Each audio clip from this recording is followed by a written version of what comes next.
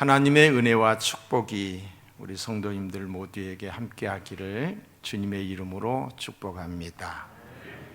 오늘 저는 말씀의 제목을 야곱이 에서를 만나다, 동생 야곱이 형 에서를 만나는 극적인 상봉의 이야기가 오늘 본문의 내용입니다.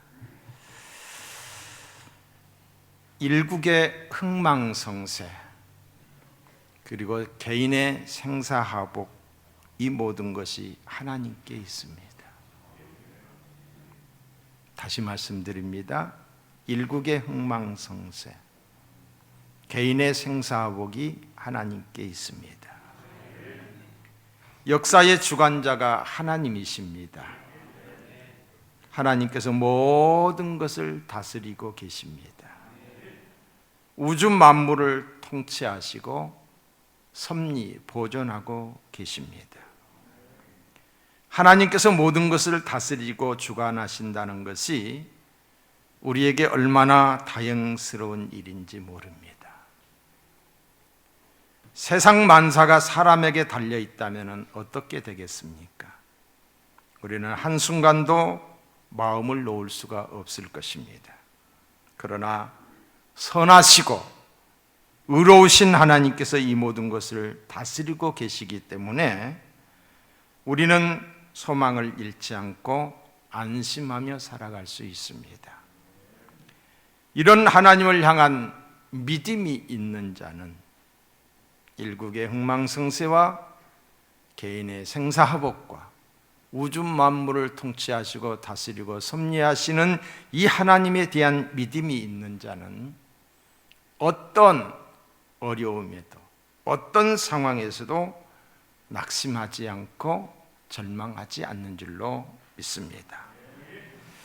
오늘 본문의 말씀은 20년 동안 원수처럼 지내야 했던 쌍둥이 형제 야곱과 에서가 화해하는 내용입니다. 이 또한 하나님의 은혜였습니다. 하나님의 은혜가 아니면 있을 수 없는 일이었습니다. 무슨 일이든지 하나님이 하시면 됩니다. 인생의 절박한 순간에 야곱은 하나님과 밤새도록 기도의 씨름을 했습니다. 위기의 때에 기도를 했습니다. 야곱이 얼마나 간절히 기도했는지 하나님께서는 야곱 네가 이겼다라고 인정하시고 그에게 축복해 주셨어요. 축복의 증표로 그의 이름을 바꾸어 주셨습니다. 32장 28절, 지난주에 살펴보았던 말씀입니다. 그가 이르되 내 이름을 다시는 야곱이라 부를 것이 아니요 이스라엘이라 부를 것이니 이는 내가 하나님과 및 사람들과 겨루어 이겼습니다. 여러분, 야곱은 할아버지 아브라함과 아버지 이삭의 하나님을 알고는 있었지만은 나와 함께 하시는 하나님으로 믿기에는 많이 부족했습니다. 그렇다고 하나님을 완전히 불신한 것도 아니었습니다. 적당한 거리를 두고 필요할 때만 찾는 하나님이었습니다. 그리고 자아가 너무 강하여서 교만했었고 범사의 하나님을 인정하지 않는 불신이 있었던 것을 보게 됩니다. 그런 야곱이 형과의 대면을 앞두고 천사와 씨름하며 하나님을 향한 불신과 교만을 내려놓고 하나님께 울며 회개했습니다. 환도뼈가 유골이 되었는데도 포기하지 않고 끈질기게 매달리며 회개하는 야곱에게 내가 이겼다라고 인정해 주셨습니다. 야곱이 하나님과 겨루어 이긴 후에는 그 누구도 야곱의 적수가 될 수 없었습니다. 그것은 하나님이 야곱과 함께 하셨기 때문입니다. 야곱과 함께 하시는 하나님께서 형 에서의 마음을 변화시켜 주셨습니다.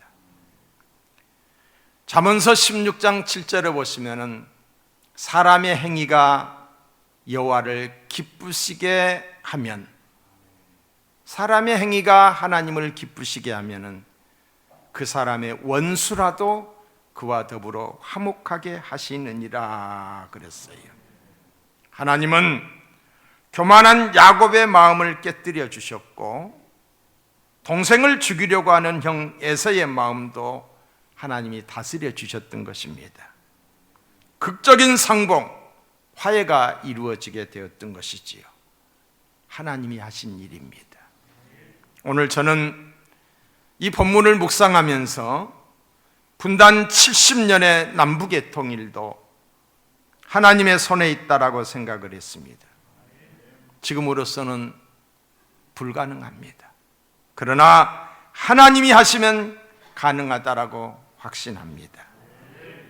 야곱의 기도를 들으시고 화해하게 하셨던 하나님은 통일을 위한 우리의 기도가 중단되지 않는 한 하나님이 하나님의 때에 하나님의 방법으로 통일을 이루어 주실 줄로 믿습니다. 튼튼한 베들린 장벽이, 이념의 장벽이 사람의 힘으로 무너지지 않았습니다. 어떤 군사적인 힘으로 무너지지 않았습니다. 교회는 통일을 위하여 기도를 했습니다.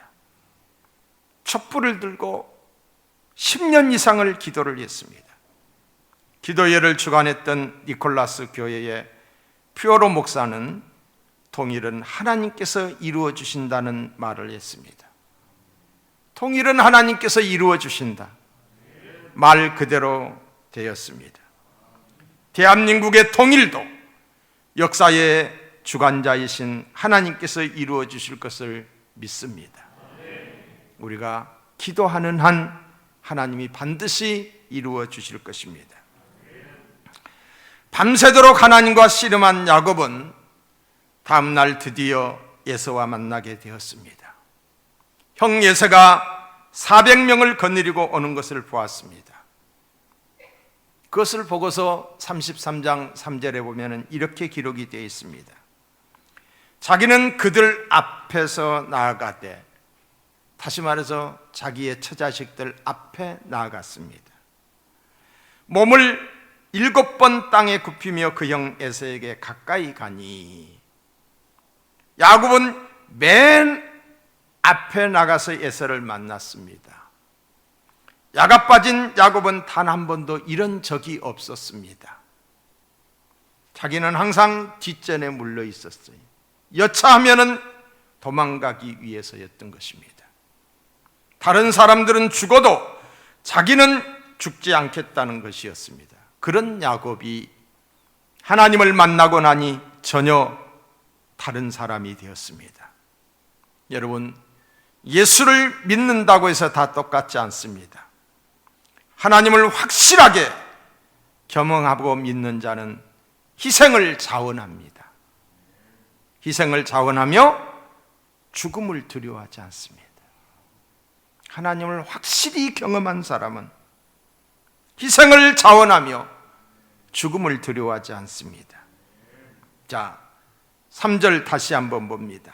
자기는 그들 앞에서 나아가되 몸을 7번 땅에 굽히며 그 형 에서에게 가까이 가니, 야곱은 몸을 땅에 굽혀 7번 절을 했습니다. 이것은 동생이 형을 만날 때 갖추는 예의가 아닙니다. 아주 미천한 사람이 왕을 만날 때, 죄수가 왕의 선처를 구할 때의 모습입니다.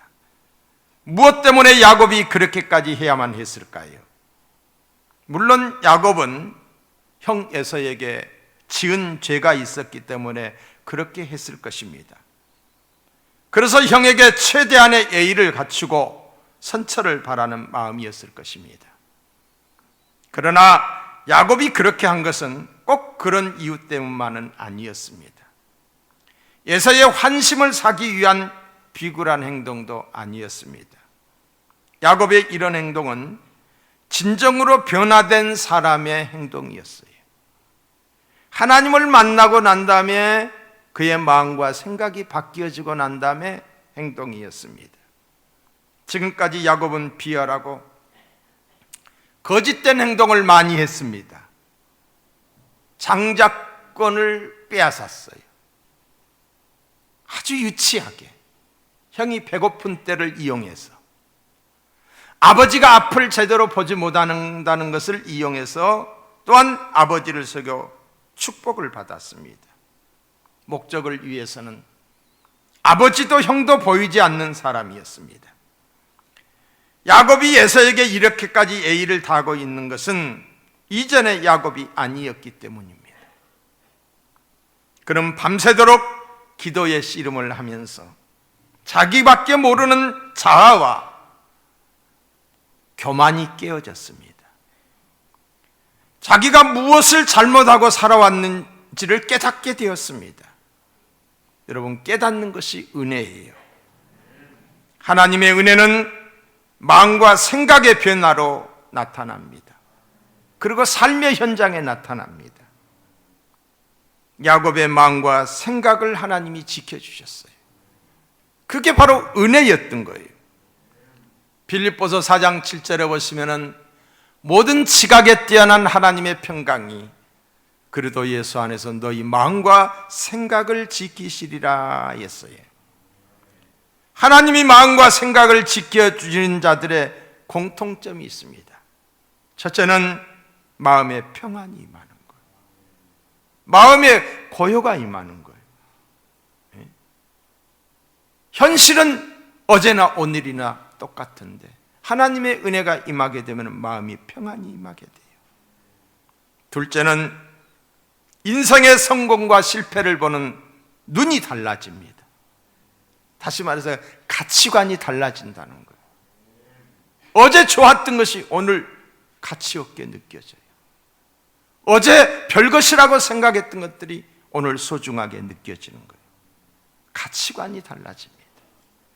셋째로는 마음에 자족함이 있게 돼요. 내 안에 욕심이 빠져나가는 거예요. 작은 것을 보면서도 감사가 넘치게 돼요. 사랑하는 마음과 감사하는 마음이 또한 넷째로 있게 됩니다.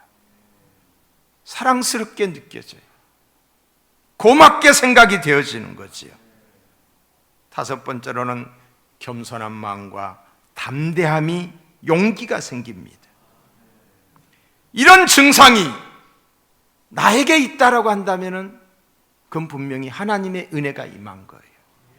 원망과 불평이 앞섰던 사람이, 두려움에 벌벌 떨었던 사람이 감사가 생겨지고 믿음의 담대함이 생겨지고, 썩어질 것만 추구했던 사람이, 땅의 것만 쫓아다녔던 사람이 하늘 소망이 생겨지게 돼요.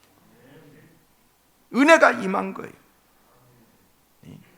문제는 여전히 산적해 있는데 마음이 고요해져 평안해요. 하나님의 은혜가 임한 줄로 믿습니다. 인간적 수단과 방법을 가리지 않던 꽤 많은 야곱이 에서에게 머리를 숙일 수 있는 사람이 되었습니다. 하나님의 은혜입니다. 이 은혜가 우리에게도 임하기를 주님의 이름으로 축원합니다. 우리도 겸손해져야 합니다. 내가 누군데 교만합니다. 교만한 나를 내려놓아야 됩니다. 내려놓아야 하나님이 역사하십니다. 비워야 하나님이 채워주십니다. 교만으로 꽉 차 있으면 자아가 하나님이 역사하지 않습니다. 나를 내려놓아야 돼요. 내려놓는 것이 자아를 죽이는 것이요 비우는 것입니다. 우리는 자신을 내려놓아야 합니다. 내가 먼저 내려놓고 변하면 상대도 변합니다. 내가 문제예요. 내가 문제인데 다른 사람들의 변화만을 바라기 때문에 문제가 해결되지 않는 거예요. 고만했던 나밖에 몰랐던 나, 자칭 의인이었던 나, 내가 무슨 잘못이 있느냐라고 나의 부끄러움을, 나의 부족을, 나의 잘못을 아는 거예요. 이것이 은혜인 줄로 믿습니다. 주님께서 말씀하셨어요. 마태복음 5장 23절로 3절 이하에 보시면은 애물을 제단에 드리다가 거기서 내 형제에게 원망 들을 만한 일이 생각나거든 애물을 제단 앞에 두고 먼저 가서 형제와 화목하고 그 후에 와서 애물을 드려라. 애물을 제단에 드린다는 것은 하나님께 제사를 드린다는 거지요. 오늘날로 말하면 하나님께 예배를 드리는 것입니다. 예배만 드리면 신앙생활을 다 한 것으로 착각하는 사람들이 많습니다. 그러나 성경은 보이지 않는 하나님께 예배를 드림보다도 먼저 보이는 형제와 화목하는 것이 더 중요하다는 것입니다.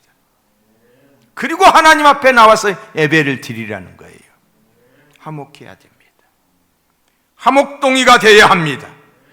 화평케 한 자는 복이 있나니 저희가 하나님의 아들이라 일컬음을 받는다라고 했습니다. 화목하고 화평해야 될 의무가 우리에게 있습니다. 불화하고 깨어진 이웃과의 화목하기 위하여 내가 먼저 내려놓아야 합니다. 내려놓으면 지는 줄 알아요. 손해보는 줄 압니다. 죽는 줄 압니다. 그러나 분명한 사실은 내가 죽으면 해결이 됩니다. 죽기 위해서 내려놓아야 돼요. 뭘? 이 자존심을, 그리고 이기심을, 욕심을 내려놓아야 되는 거예요. 그것이 이기는 길이요, 그것이 사는 길입니다. 내가 살고 가정이 살고 나라가 사는 거예요. 모든 사람들이 말을 합니다. 다 나라와 민족을 위한 거라고. 근데 보면은 욕심이 꽉꽉 차 있어요. 이기심이 거짓이 되어서 판을 치고 있어요. 야곱이 7번이나 절을 하면서 에서에게 나갔을 때 뜻밖의 일이 일어났습니다. 에서가 달려와 부둥켜 안고 눈물로 야곱을 맞이했습니다. 여러분, 이게 하나님의 역사입니다. 내가 내려놓았을 때에, 내 교만과 겸손, 교만이 깨어졌을 때에 하나님이 역사하셨어요. 자, 4절을 보겠어요. 에서가 달려와 그를 맞이하여 안고 목을 어금 맞추어 그와 입 맞추고 서로 운이라 그랬어요. 야곱으로서는 도저히 상상할 수 없는 일이 일어났던 것입니다. 이 상상할 수 없는 일이 우리의 인간관계에 일어나기를 축원합니다. 남북 통일로 이어지기를 주님의 이름으로 소망합니다. 어떻게 이런 일이 일어날 수가 있었을까요? 하나님께서 에서의 마음, 에서의 생각을 변화시켜 주신 거예요. 우리가 보기에는 도저히 안 될 것 같은 사람의 마음도 하나님께서 변화시켜 주십니다.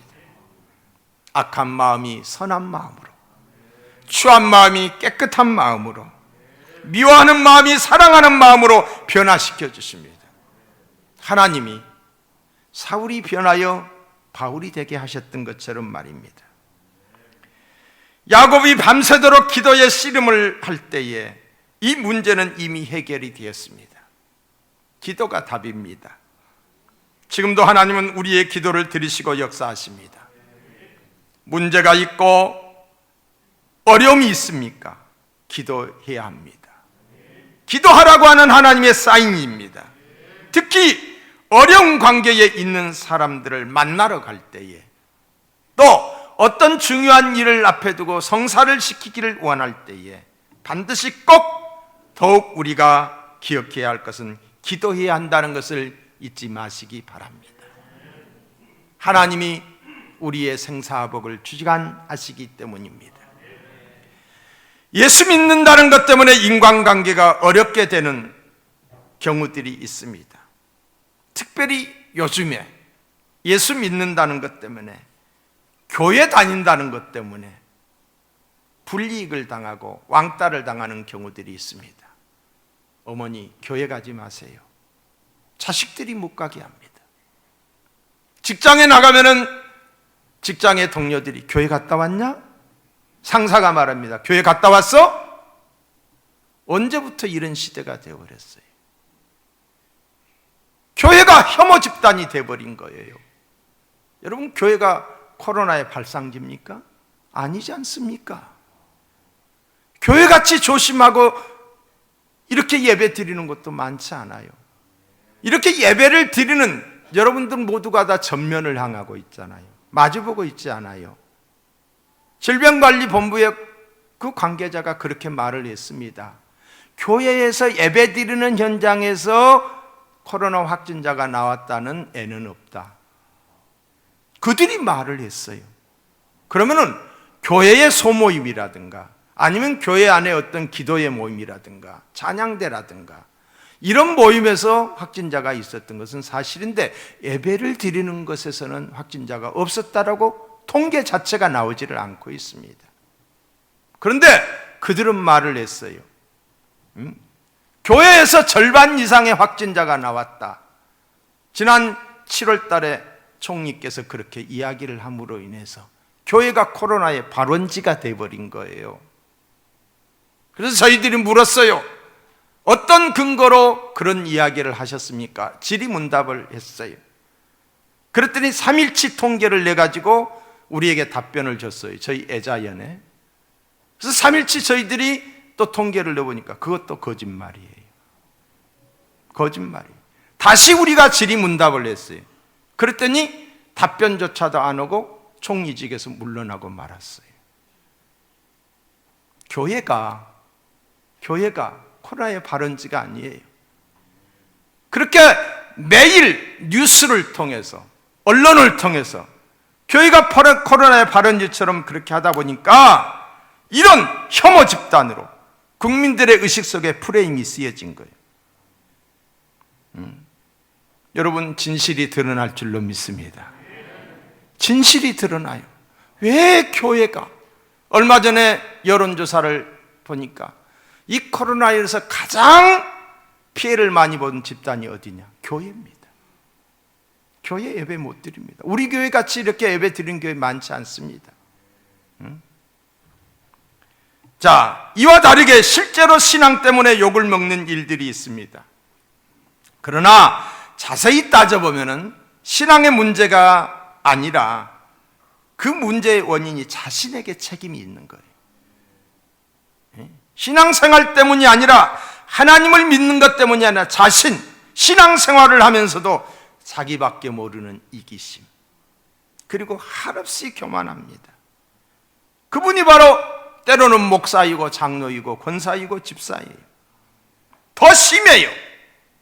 더 심해요. 이런 것들 때문에 우리가 욕을 먹게 되는 거예요. 야곱처럼 자아와 교만을 깨뜨리고 겸손하게 이웃을 대한다면 불필요하게 당하는 미움이나 적대감을 피할 수 있을 것입니다. 사랑하는 성도 여러분, 정직하게 우리 자신을 한번 돌아보십시다. 겸손하지 못하고 깨어지지 못한 성품 때문에, 이기심 때문에 삐뚤어진 인간관계는 없는가? 삐뚤어진 인간관계는 없는가?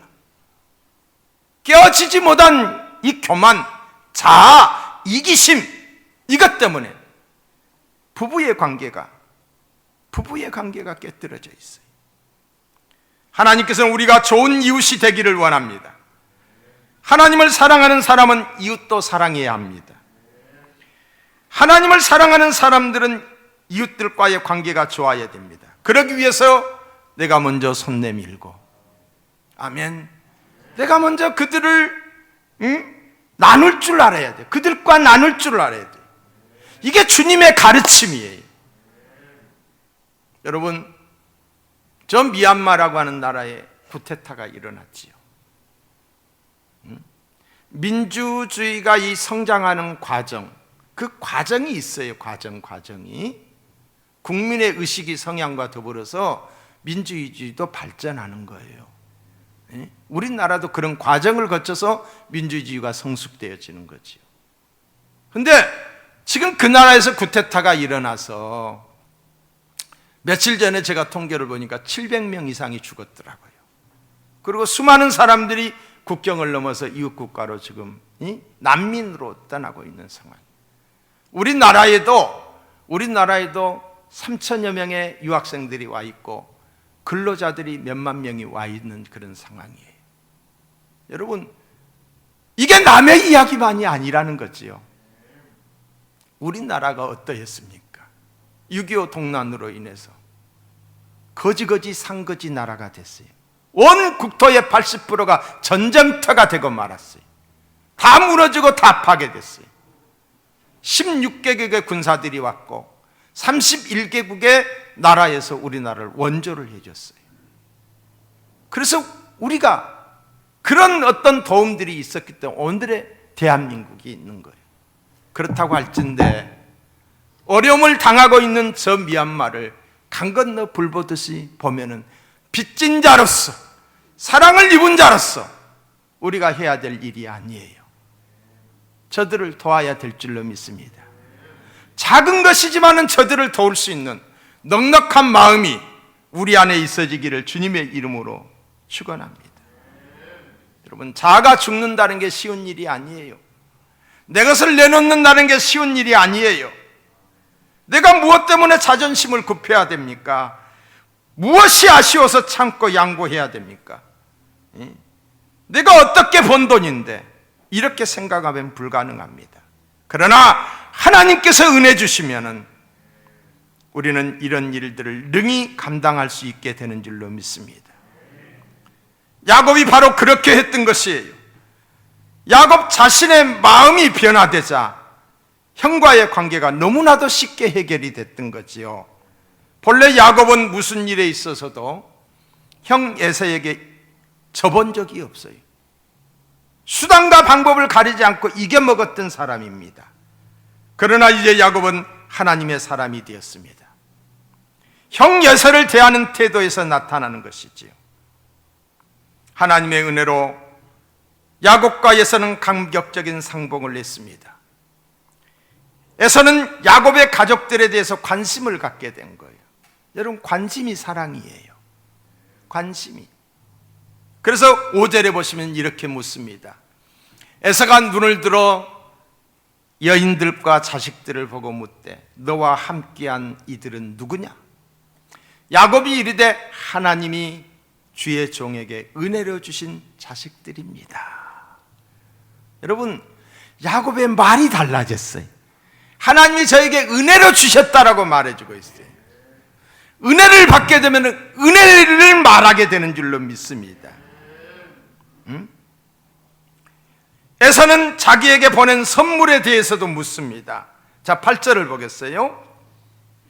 에사가 또 이르되 내가 만난 바 이 모든 때는 짐승의 때를 일으키는 거지요. 무슨 까닭이냐? 야곱이 이르되 내 주께 은혜를 입으려 함이니이다. 내 주께 은혜를 입으려 합니다. 에사는 이미 알고 있었어요. 야곱이 자기에게 보낸 선물이라는 것을 알고 있었어요. 그런데 이렇게 묻는 것은 굳이 선물을 안 주어도 된다는 것을 말하기 위함이었어요. 나 선물 필요 없다. 응? 네가 안 주도 나 넉넉하다. 이런 표현이었죠. 자, 9절을 보겠습니다. 에사가 이르되 내 동생아 내게 있는 것이 족하니 내 소유는 내게 두라. 너를 만났으니 되었다. 더 이상 무슨 선물이 필요하겠느냐, 이런 말이지요. 그러나 야곱은 강권하여 에사에게 선물을, 형에게 선물을 줍니다. 그게 바로 10절과 11절이에요. 야곱이 이르되 그렇지 아니하나이다. 내가 형님의 눈앞에서 은혜를 입었사오면 청하건대 내 손에서 이 애물을 받으소서. 내가 형님의 얼굴을 배운즉 하나님의 얼굴을 본 것 같사오며 형님도 나를 기뻐하심이니이다. 하나님이 내게 은혜를 베푸셨고, 이 은혜라는 말을 자주 쓰고 있어요. 내 소유도 족하오니 청하건대 내가 형님께 드리는 애물을 받으소서 하고 그에게 강권함에 받으니라 라고 했어요. 자, 에사가 말을 하죠. 내게 있는 것이 족하다고 말했어요. 사실이 그래요.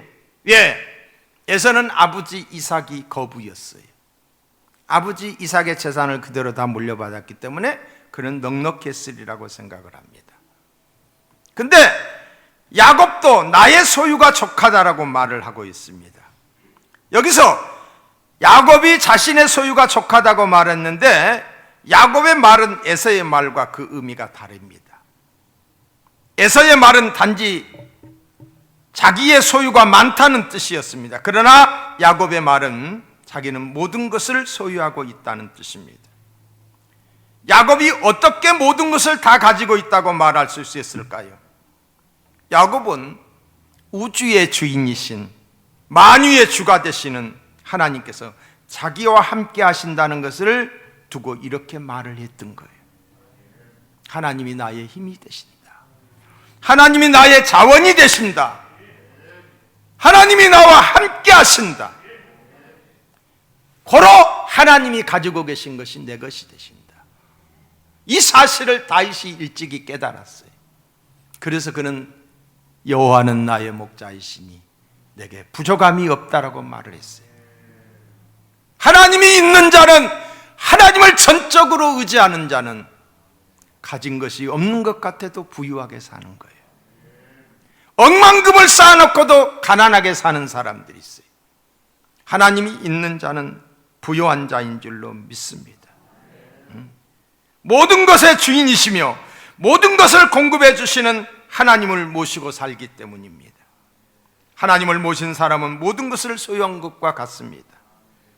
나의 모든 것을 다 가졌다라고 고백하는 이 고백이, 나는 모든 것을 다 가졌다라고 하는 이 고백이, 나는 부족함이 없다라고 하는 이 고백이 저와 여러분의 고백이 될 수 있기를 주님의 이름으로 축원합니다. 은혜를 받게 되면 저절로 그렇게 돼요. 내 영혼이 은총 입어 중한재짐 벗고 보니 슬픔 많은 이 세상도 천국으로 하도다. 초막이나 궁궐이나 내 주 예수 모신 그것이 하늘나라 천국이 되는 줄로 믿습니다. 하나님 때문이에요. 무엇 때문이 아니에요. 그 무엇을 많이 가지고 있으면서도 얼마나 가난하게 사는 사람들이 많습니까? 야곱은 형 에서의 얼굴을 보니 마치 하나님의 얼굴을 본 것과 같다고 말을 했습니다. 10절을 보겠어요. 내가 형님의 얼굴을 배운 즉 하나님의 얼굴을 본 것 같사오며 형님도 나를 기뻐하심이니이다. 이 얼마나 엄청난 말입니까? 하나님의 얼굴을 배웠던 것 같다. 이단을 만들 수도 있는 거예요. 어떻게 보면 아부같이 들립니다. 그러나 이 말은 아부가 아니었습니다. 야곱은 형 에서의 달라진 모습에서 하나님의 얼굴을 보았던 거예요. 야곱은 에서를 너무나도 잘 알고 있었어요. 눈물을 흘리면서 자기를 맞아줄 사람이 아니었던 것을. 기꺼이 자기와 화해할 인물이 아니었습니다. 그런데 뜻밖에도 에서는 완전히 딴 사람이 되어 야곱을 맞아 주었습니다. 야곱은 하나님의 역사하심이 아니고서는 그렇게 변할 수 없다는 것을 알고 있었습니다. 그래서 그는 에서의 모습에서 하나님의 얼굴을 보았다라고 말을 한 것입니다. 우리가 직면한 여러 가지 어려운 일들 속에서 나를 위해서 일하시는 하나님의 얼굴과 하나님의 손길을 볼 수 있는 믿음의 눈이 열리기를 축복합니다. 모든 것이 우리 하나님 아버지의 손에 완전히 달려있다는 사실을 인정하시기 바랍니다. 여러분, 하나님과의 관계가 바로 되면은 사람과의 맺혔던 모든 관계가 풀리며 막혔던 문제들도 해결됩니다. 하나님과의 관계가 우선이에요. 하나님과의 관계가 회복이 돼야 돼요. 코로나의 문제도 하나님과 무관하지 않습니다. 하나님의 심판입니다. 죄악이 관영한 하나님의 심판입니다. 하나님이 회개하면 하나님이 거두실 것입니다. 회개하지 않으면 더 크고 무서운, 코로나보다 더 무서운 전염병이 일어날 수가 있어요. 마지막 때가 되면 하나님이 전염병을 통해서 하나님이 세상을 심판하셔요. 두려운 거예요. 여러분, 민주주의의 종주국이 어디입니까? 미국이에요. 성경을 기반한 전제주의 국가에서, 봉건주의 사회에서, 어떤 왕에 의해서 통치가 되고 세습된 그런 사회에서 많은 사람들이 종처럼 다스림을 받고 군림하던 그 사회에서 대통령을 우리 손으로 뽑아가지고 국민이 주인이 된 나라, 이게 민주주의예요. 근데 미국도 그게 지금 흔들리고 있어요. 성경의 가치를 두고 있는 그 나라가 완전히 거기도 우리나라처럼 이게 좌우가 분리돼서 흔들리고 있어요. 우리가 기도해야 될 문제예요. 이런 것들에 대한 하나님의 심판이라고 저는 생각해요. 세계인이 회개하게 되면은 하나님이 치료하여 주실 줄로 믿습니다. 우리가 무슨 일을 하든지 일보다 중요한 것은 하나님과의 관계입니다. 하나님은 우리에게 일어난 어떤 문제보다도 당신과의 관계를 중시합니다. 관계만 회복되면 어떤 일도 문제가 되지 않습니다. 하나님이 하실 것이기 때문입니다. 우리는 문제에 집착하지만 하나님은 우리에게 집착하십니다. 우리는 문제의 해결을 원하지만 하나님은 우리를 원하십니다. 당신과 우리의 관계의 회복을 원하십니다. 하나님과 우리가 관계가 회복되는 것이 뭐예요? 하나님의 말씀을 묵상하고 하나님께 늘 기도함으로 하나님의 마음을 알고 하나님의 뜻을 알고 내게 잘못된 것에 대해서 하나님의 사죄의 은총을 구하는 것, 이것이 바로 하나님과의 관계의 회복인 줄로 믿습니다. 두려웠던 형님의 얼굴이 하나님의 얼굴로 보는 뜻이 거룩하게 보여지고 원수같이 여겼던 동생을 보는 순간 사랑이 넘치게 된 것은 하나님의 은혜가 아니고서는 일어날 수 없었던 일이었습니다. 하나님과의 믿음의 관계를 회복하고 나니 사랑과의 신뢰의 관계도 회복되었어요. 크고 작은 문제도 해결되는 줄로 믿습니다. 성경은 이렇게 말합니다. 사랑하는 자여, 내 영혼이 잘된 같이, 하나님과의 관계가 잘된 같이 내가 범사에 잘되고 강건하기를 강건하노라. 사랑하는 자여, 내 영혼이 잘된 같이 내가 범사에 잘되고 강건하기를 강건하노라. 이 말씀이 우리의 것이 되기를 주님의 이름으로 축원합니다.